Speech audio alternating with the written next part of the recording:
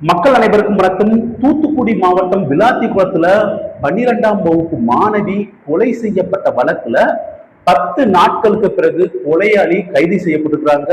அவர் மீது ஏற்கனவே 32 குற்ற வழக்குகள் நிலுவையில இருந்ததாக தகவல் வெளியாகி இருக்குது. தூத்துக்குடி மாவட்டம் விளாத்திக்குளத்துல 12ஆம் வகுப்பு படிக்கிற பள்ளி மாணவி ஒருத்தவங்க காட்டு பகுதியில வச்சு கொலை செய்யப்பட்ட சம்பவம் தமிழகத்துல பெரும் அதிர்ச்சியை ஏற்படுத்தியிருந்த நிலையில சம்பவம் நடந்து 10 நாட்களுக்கு பிறகு ஒருவர் கைது செய்யப்பட்டிருக்கிறது. அந்த பகுதியில பரபரப்பை ஏற்படுத்தி இருக்கிறது. தூத்துக்குடி மாவட்டம் விளாத்திக்குளம் அருகே உள்ள வேடநத்தம் கிராமத்தைச் சேர்ந்த 17 வயது மாணவி ஒருத்தவங்க கடந்த 10ஆம் தேதி 10/3/2026 அன்னைக்கு சாயங்காலம் இயற்கை உபாதைக்காக தன்னுடைய வீட்டின் அருகே இருக்கிற காட்டு பகுதிக்கு போயிருக்காங்க. ரொம்ப நேரமாகியும் அந்த பள்ளி மாணவி வீடு திரும்பவே இல்லை. இதனால அதிர்ச்சி அடைஞ்ச அந்த சிறுமியின் உறவினர்கள் மற்றும் பெற்றோர்கள் காட்டு பகுதிக்குள்ள போய் தீவிரமா தேடி பார்த்திருக்காங்க. ஆனா அந்த சிறுமி அங்க எங்கேயுமே இல்லை. இதனை எடுத்து தீவிரமாக தேடி பார்த்தும் கிடைக்கல என்கிற ஆதங்கம் அவங்களுக்கு இருந்திருக்குது. சிறுமி படுகொலை செய்யப்பட்ட நிலையில மறுநாள் காலை முற்புதற்குள்ள சடலமாவே கிடந்திருக்காங்க. இதனை எடுத்து அந்த பகுதி மக்கள் போலீசாருக்கு தகவல் கொடுத்திருக்காங்க. முன்னதாக மாணவி காணாமல் போனது குறித்து புகார் அளித்த பெற்றோரை அந்த பகுதியில் இருந்த போலீசார் அலட்சியமாக நடத்தியதாக அனைத்து மகளிர் காவல் நிலைய பெண் ஆய்வாளர் பிரவீனா சஸ்பெண்ட் பண்ணப்பட்டிருக்காங்க. உடற்கூராய்வுக்காக மாணவியின் சடலம் தூத்துக்குடி அரசு மருத்துவக் கல்வி மருத்துவமனைக்கு அனுப்பி வைக்கப்பட்டது. வீட்டில் கழிவறை வசதி இல்லாத காரணத்தால இயற்கை உபாதைக்காக காட்டுப்பகுதிக்கு போன அந்த மாணவி கொலை செய்யப்பட்டு, அதாவது பாலியல் வன்புணர்வு செய்யப்பட்டு அதன் பின்பு கொலை செய்யப்பட்ட சம்பவம் அந்த பகுதியில பெரும் சோகத்தையும் அதிர்ச்சியையும் ஏற்படுத்தி இருக்குது. இந்த சம்பவம் தொடர்பாக குளத்தூர் காவல்துறையினர் வழக்கு பதிவு செஞ்சு சந்தேகத்திற்குரிய நபரை பிடிக்கும் வரை மாணவியின் உடலை வாங்க மாட்டோம் அப்படின்னு உறவினர்கள் மட்டும் இல்லாம பெற்றோரும் போராட்டத்தில் ஈடுபட்டு வந்தாங்க. குற்றவாளியை விரைந்து கைது செய்வதற்காக நெல்லை சரக டிஜிபி சரவணன் மற்றும் தூத்துக்குடி மாவட்ட போலீஸ் எஸ்பி மதன் ஆகியோர் தலைமையில 10 தனிப்படைகள் அமைக்கப்பட்டு தீவிர தேடுதல் வேட்டை நடைபெற்று வந்துச்சு. பல நாள் விசாரணைக்கு பிறகு, கிட்டத்தட்ட 9 நாள் விசாரணைக்கு பிறகு மாணவி இறந்து கிடந்த பகுதிக்கு சுமார் 500 மீட்டர் தொலைவில் இருந்த காற்றாலையில் பொருத்தப்பட்டிருந்த சிசிடிவி கேமராவில் இருந்த இரு சக்கரத்தில் ஒரு இளைஞர் போயிருக்கிறது. அந்த பகுதியில் இருந்த சிசிடிவி கேமரா போலீசாருக்கு தகவல் கிடைச்சிருக்குது. அந்த இரு சக்கர வாகனம் யாருடையது அப்படின்னு போலீசார் நடத்திய தீவிரமான விசாரணையில ராமநாதபுரம் மாவட்டம் பார்த்திபனூர் பகுதியை சேர்ந்த ஒருவருடைய வாகனம் அப்படிங்கிறது தெரிய வந்துச்சு. மேலும் அந்த வாகனத்தின் உரிமையாளர் தன்னுடைய வாகனம் காணாம போய் ரொம்ப நாள் ஆச்சு அப்படின்னு போலீசார்கிட்டயே புகார் கொடுத்திருந்திருக்கிறாரு. இருசக்கர வாகனத்தை திருடிய நபர் கொலையாளியாக இருக்கலாம் அப்படிங்கிற சந்தேகம் போலீசாருக்கு இருந்துச்சு. பார்த்திபனூரில் கிடைத்த சிசிடிவி காட்சிகளை வச்சு வேறொரு வழக்குல நீதிமன்றத்தில் ஆஜராக வந்த தர்ம முனீஸ்வரன் அப்படிங்கிற நபரை போலீசார் கைது பண்ணியிருக்கிறாங்க.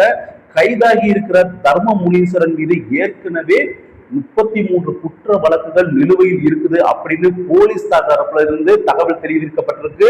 இதனை உறுதிப்படுத்துற வகையில சிறுமியோட நகக்கருவில் தர்ம முனீஸ்வரின் சதை துணுக்குகளை போலீசார் டிஎன்ஏ சோதனைக்கு உட்படுத்தப்பட்டு அதை ஆதாரத்தை வெளியிட்டிருக்காங்க.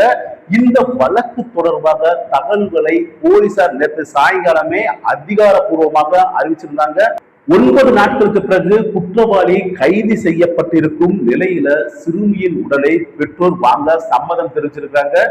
கடந்த 2020ஆம் ஆண்டு தூத்துக்குடி மாவட்டம் எட்டயபுரம் பகுதியில 60 வயது மூதாட்டிய பாலியல் வன்புணர்வு செஞ்சு கொலை செஞ்ச வழக்குல ஜாமீனில் வெளியே வந்த தர்ம முனீஸ்வரன் கடந்த 10ஆம் தேதி நிபந்தனைப்படி நீதிமன்றத்துல கையெழுத்திட சென்றுவிட்டு திரும்பும் போதுதான் மாணவி தனியாக வெளியே செல்வதை நோட்டமிட்டு பின்தொடர்ந்து சென்று கொலை செய்யப்பட்டிருக்காரு அப்படிங்கிறது தெரிய வந்திருக்குது.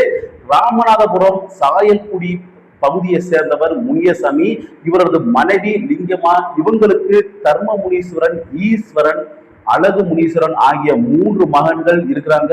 இதுல தர்ம முனீஸ்வரன் பள்ளி படிப்பு கூட சரியா முடிக்கவே இல்லை. கடந்த 10 ஆண்டுகளுக்கு முன்பாகவே சொந்த ஊர் பகுதியில சிறு சிறு திருட்டு சம்பவங்களில் ஈடுபட்டு வந்திருக்கிறாரு. திருமணமாகியும் அதையே தொடர்ந்து கண்டினியூ பண்ணிட்டு வந்திருக்கிறாரு.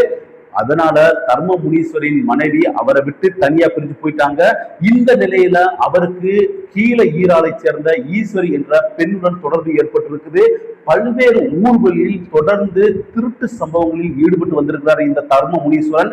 கடந்த 19/8/2018 விருதுநகர் மாவட்டம் நரிக்குடியில நடந்து சென்ற பெண்ணுகிட்ட செயினை பறிச்சு ஓடி இருக்காரு.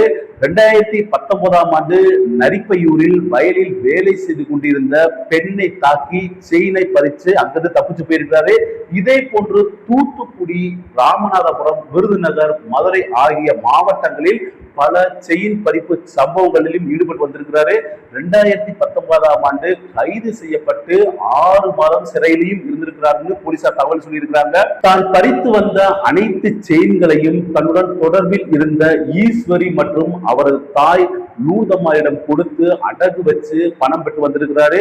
கடந்த 2020 தூத்துக்குடியில திருமர் நகர் பகுதியில நடைபயிற்சி மேற்கொண்ட ஒரு பெண்ணுகிட்ட செயின் பறிக்க முயற்சி பண்ணியிருக்காரு. அப்போது அந்த பெண் கூச்சல் போட்டு பொதுமக்கள் விரட்டவே அங்கிருந்து தப்பிச்சு ஓடி இருக்கிறாரு. அதே நாள்ல சாயல்குடியில ஒரு பைக்கை திருடி விற்று ஊருக்குள்ள வலம் வந்திருக்கிறாரு. பிப்ரவரி 6 கைதும் செய்யப்பட்டிருக்கிறாரு. இதற்கு இடையில தான் கடந்த 2020 பிப்ரவரி 2 எட்டயபுரம் அருகே இருக்கிற மூதாட்டி அவரது நிலத்துல பருத்தி எடுக்க போன போது அவரை மிரட்டி வன்கொடுமை செஞ்சுட்டு கொலை செஞ்சு அங்கிருந்து தப்பிச்சு போயிருக்கிறார். அது மட்டும் இல்லாம அவர் அணிஞ்சிருந்த கம்மலையும் கலத்திட்டு போயிருக்கிறாரு. ஆனா அவர் பைக் திருட்டு வழக்குல அவர் கைது செய்யப்பட்ட போதுதான் மூதாட்டிய அவர் வன்கொடுமை செஞ்சு கொலை செய்யப்பட்ட விஷயமே போலீசாருக்கு கிடைச்சிருக்குது. இந்த வழக்கு தூத்துக்குடி மகிழா நீதிமன்றத்துல நடந்து வந்துகிட்டு இருந்திருக்கு. இந்த நிலையில தான் கடந்த 6/8/2024 அவருக்கு 30 ஆண்டுகள் சிறை தண்டனை விதிக்கப்பட்டு தீர்ப்பளிக்கப்பட்டுச்சு. இந்த தீர்ப்பினை எதிர்த்து சென்னை உயர்நீதிமன்ற மதுரை கிளையில அப்பீல் பண்ணி ஜாமீன்ல வெளிவந்த நிலையில தான் வேடநத்தம் பள்ளி மாணவிய பாலியல் வன்புணர்வு செஞ்சு கொலை செய்யப்பட்டிருக்க சம்பவமே வெளியே வந்திருக்குது. இந்த கொலை சம்பவத்திற்கு முன்பு பார்த்திபனூரில் சேர்ந்த ஒருவரோட பைக்கை தேடி வந்திருக்கிறாரு. இந்த பைக்ல தூத்துக்குடி நீதிமன்றம், புலத்தூர், குறுக்குச்சாலை, டாஸ்மாக் கடைகளுக்கும் போயிட்டு வந்திருக்கிறாரு. கொலை சம்பவம் நடந்த இடத்திற்கு பைக்கில் சென்று வந்த போதுதான் அப்பகுதியில் இருக்கிற காற்றாலை நிறுவனத்தின் சிசிடிவி கேமராவில் சிக்கி இருக்கிறாரு. கைது செய்யப்பட்ட தர்ம முனீஸ்வரன் மீது 32 வழக்குகள் நிலுவையில் இருக்கிறதாகவே போலீசார் தகவல் சொல்லியிருக்காங்க. தூத்துக்குடி மாவட்டம் பள்ளி மாணவி மர்மமான முறையில கடந்த 10 கொலை செய்யப்பட்டு கிடந்தாங்க. இதனை அடுத்து குற்றவாளியை பிடிக்க 10 தனிப்படைகள் அமைக்கப்பட்டு விசாரணை தீவிரமாக நடைபெற்று வந்தது. சந்தேகிக்கும்படியாக 14 பேரிடம் முதற்கட்ட விசாரணை நடந்துச்சு. அதன் பிறகே மாணவியுடன் படித்த சக மாணவர்கள், உறவினர்கள் மற்றும் உறவினர்களில் சந்தேகிக்கும்படியான நபர்கள் என விசாரணை போலீசார் நடத்தியிருக்காங்க. இருப்பினும் குற்றவாளியை பிடிக்கிறதுக்கு துப்பு எதுவும் கிடைக்காததால போலீசார் ரொம்ப திணறி வந்திருக்கிறாங்க. சந்தேகப்படும்படியாக அந்த பகுதியில 5 நபர்கள் சுற்றி திறந்ததாக அவர்களை கைது செஞ்சு அவர்களை டிஎன்ஏ மற்றும் ரத்த மாதிரிகள் சேகரிக்கப்பட்டு ஆய்வகத்திற்கு அனுப்பப்பட்டது. ஆய்வக பரிசோதனை முடிவுகளின் அடிப்படையில் அதில் ராமநாதபுரம் மாவட்டம் சாயல்குடியை சேர்ந்த தர்ம முனீஸ்வரன் என்பவரை போலீசார் கைது செஞ்சு இப்ப தீவிரமா விசாரிச்சுட்டு வர்றாங்க. இது குறித்து போலீசார் என்ன சொன்னாங்கன்னா, மாணவியின் நகத்துல இருந்த சிறிய சதை துணுக்கு மூலமாக நடத்தப்பட்ட டிஎன்ஏ பரிசோதனையில கொலையாளி கண்டுபிடிக்கப்பட்டிருக்காரு. முன்னதாகவே ராமநாதபுரம் மாவட்டம் பார்த்திபனூர்ல இருந்து அந்த பைக்கை திருட்டு வரும்போது தர்ம முனீஸ்வரன் அந்த மாணவிய பாலியல் வன்கொடுமை செஞ்சு கொலை பண்ணியிருக்கிறாரு அப்படின்னு சொல்லியிருக்கிறாங்க. வேறொரு பைக் திருட்டு வழக்குக்காக தூத்துக்குடி நீதிமன்றம் வந்த தர்ம முனீஸ்வரனை நீதிமன்ற வளாகத்திலே வச்சு போலீசார் கைது பண்ணியிருக்கிறாங்க. அப்பகுதி காட்டுக்குள்ள இருந்த காற்றாலையின் சிசிடிவி மூலமாக பைக்கில் இவர் வந்து போனது தெரிய வந்திருக்குது. தொடர்ந்து விசாரணை நடந்துகிட்டு தான் வருது. தர்ம முனீஸ்வரன் மீது பல்வேறு வழக்குகள் நிலுவையில் இருக்கிறதாக போலீசார் தொடர்ந்து தகவல் கொடுத்திருக்காங்க. குறிப்பாக கடந்த 2020 எட்டயபுரத்துல இருக்கிற ஒரு மூதாட்டிய பாலியல் வன்கொடுமை செஞ்சு கொன்ற வழக்குல இவர் மீது நிலுவையில் இருக்கத்தான் செய்து. மாணவிய ஏன் கொலை செஞ்சாரு, எப்படி கொலை செஞ்சாரு அப்படிங்கிறது குறித்து அவரிடம் விசாரணை நடந்து வருது அப்படின்னு போலீசார் தெளிவான விளக்கம் கொடுத்திருக்கிறாங்க. அதன் பின்னரவே விரிவான விளக்கம் அறிவிக்கப்படும் அப்படின்னு போலீசார் தரப்புல இருந்து தெரிவிக்கப்பட்டிருக்குது. இது தொடர்பாக தமிழக பாஜக தலைவர் அண்ணாமலை தன்னோட எக்ஸ் தளத்துல பதிவு ஒன்று போட்டிருக்கிறாரு. அவர் வெளியிட்டிருக்கும் அந்த பதிவுல என்ன சொல்லி இருக்கிறாருன்னா, தூத்துக்குடி மாவட்டம் விளாத்திக்குளம் வேடநத்தம் கிராமத்துல 12ஆம் வகுப்பு பள்ளி மாணவிய பாலியல் தாக்குதல் நடத்தி கொடூரமாக கொலை செஞ்சு 10 நாட்கள் கடந்தும் குற்றவாளிய காவல்துறையினால கண்டுபிடிக்க முடியவே இல்லை. காவல்துறை அதாவது குற்றவாளியை கைது செய்ய வலியுறுத்தி பொதுமக்களின் கடுமையான போராட்டங்கள் தொடர்ந்து வரும் நிலையில சாயல்குடியை சேர்ந்த தர்மமுனீஸ்வரன் அப்படிங்கிற நபரை போலீசார் கைது செய்திருப்பதாக திமுக அரசின் காவல்துறை அறிவிச்சிருக்கிறாங்க. இதில் பல்வேறு கேள்விகள் எனக்கு எழுகிறது. கடந்த 2020ஆம் ஆண்டு தூத்துக்குடி மாவட்டம் எட்டயபுரம் அருகே 60 வயசு மூதாட்டிய கொன்ற வழக்குல பாலியல் வன்புணர்வு செஞ்சு கொன்ற வழக்குல தர்மமுனீஸ்வரன் 2022ஆம் ஆண்டு சாயல்குடியை சேர்ந்த தர்மமுனீஸ்வரன் என்று கைது செய்யப்பட்டிருக்கிறாரு. வழக்கு முடிவுல அதாவது 2024ஆம் ஆண்டு ஆகஸ்ட் மாதம் அவருக்கு ஆயுள் தண்டனை வழங்கப்பட்டுச்சு. இந்த நிலையில மாண்புமிகு உச்ச நீதிமன்றத்துல அந்த வழக்கு நிறுத்தி வைக்கப்பட்டதாகவும் அவருக்கு ஜாமீன் வழங்கப்பட்டதாகவும் தற்போது செய்திகள் வெளியாகிறது.